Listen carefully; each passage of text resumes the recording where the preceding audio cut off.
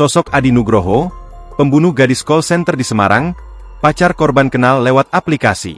Sosok pembunuh Robiatul Adawiyah, gadis pekerja call center di Semarang, Jawa Tengah yang ditemukan tewas di kamar kos. Sosok tersebut adalah Muhammad Adi Nugroho, seorang security.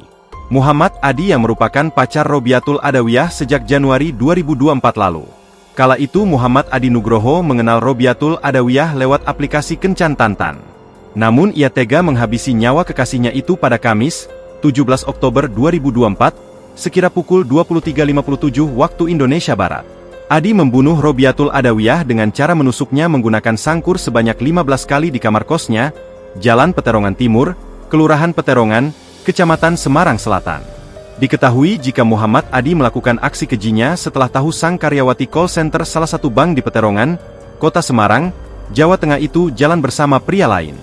Muhammad Adi lalu gelap mata karena merasa sakit hati. Soal dendam saya puas, membunuh korban. Dia menyakiti saya, tidak secara fisik tapi pikiran dan hati. Dalih tersangka di Mapolrestabes Semarang, Selasa, 22 Oktober 2024, dilansir dari Tribun Muria. Kejadian pertama ketika korban memintanya supaya jangan terlalu mengekang dalam sebuah hubungan. Ketika itu, kata tersangka, korban tak mau dikekang karena makhluk sosial butuh relasi dengan teman wanita maupun pria. Saya pacarnya dia, saya ingin menjaga komitmen, dia tidak mau. Disitulah saya merasa sakit hati, bebernya. Puncak kemarahan tersangka terjadi beberapa jam sebelum kejadian pembunuhan yakni pada Kamis, 17 Oktober 2024 pukul 21. Dari berbagai alasan itu, tersangka merencanakan pembunuhan kepada korban.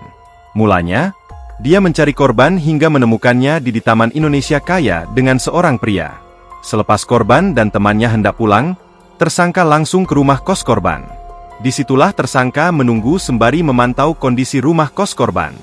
Dia menanyakan kepada pria itu apa statusnya dengan korban lalu dijawab hanya sekedar teman.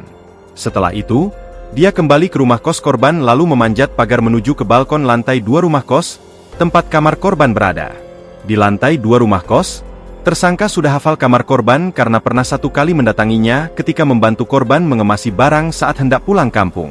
Melihat kedatangan tersangka di depan pintu kamar kos, korban lantas berusaha menutupnya.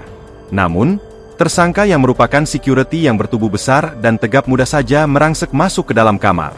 Tanpa ada perkataan apapun, tersangka menusuk korban sebanyak 1 kali ke arah perut. Korban lalu jatuh tersungkur di lantai kamar. Tersangka yang gelap mata, menghujani dada korban dengan 13 tusukan. 1 tusukan lagi diarahkan ke pinggang korban ketika kondisi korban tak berdaya.